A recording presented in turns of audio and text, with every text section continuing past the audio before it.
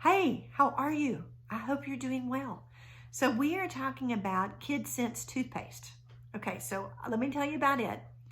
It's got all of these awesome not ingredients in it. What do I mean by that? I mean that there are all sorts of things that are not in this toothpaste that are in so many other toothpastes, including things that disrupt your endocrine system. And we're gonna let and this includes little kids' toothpastes.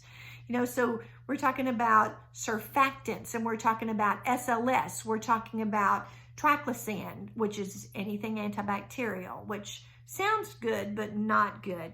We're talking about things that cause endocrine disruption, and especially with your children who start brushing their teeth.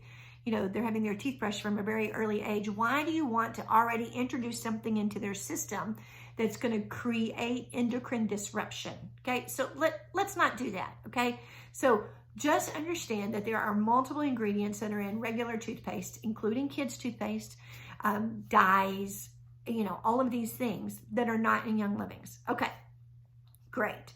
But now I'm going to talk to you as a parent about your job getting your kids' teeth brushed. Oh, so you're getting a bonus today. Okay, so as a registered dental hygienist of 30 years, I see all the time adults and children, but adults who have had fillings in their first molars, which is your 6-year molar.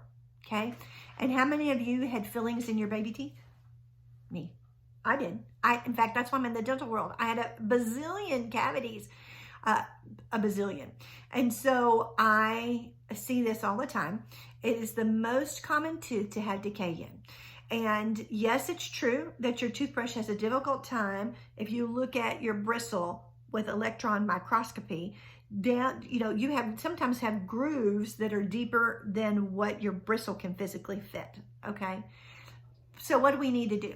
We need to make sure that we are equipping your mouth with things that kill pathogens, but leave good bacteria alone. Did you just hear what I just said?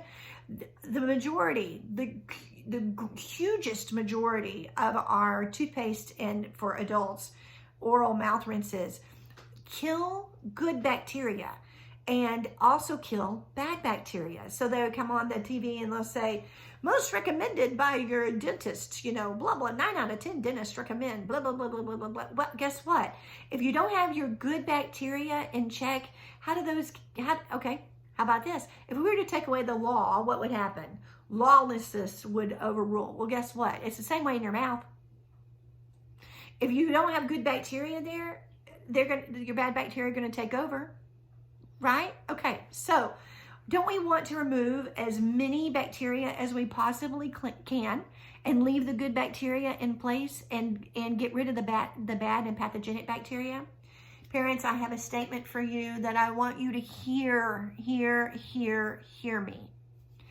If your child cannot tie their shoe, you know why Velcro was invented? It was so parents didn't have to deal with this.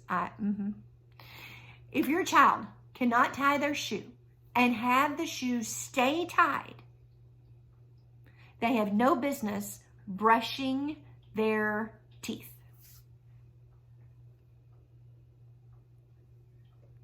I'm waiting for the shock and the people to fall over. If your child doesn't have the dexterity to tie their shoe and have the shoe stay tied, why do you think they have the dexterity to remove bacteria that creates pathogenic activity in their mouth? How many of you have a cavity in that 6-year molar, that first molar? The Jeopardy music's playing. People, brush your kids' teeth. Seriously. I want parents to brush the kids' teeth at night. If you want to send them out the door in the daytime, without their teeth brushed, I wouldn't recommend that. But 2, I have a trick. Give them a xylitol piece of gum or mint. That's going to help you. Guess what? Xylitol is in Kid Sense toothpaste from Young Living. Why? It creates an environment where bacteria can't exist. Parents, brush your kids' teeth.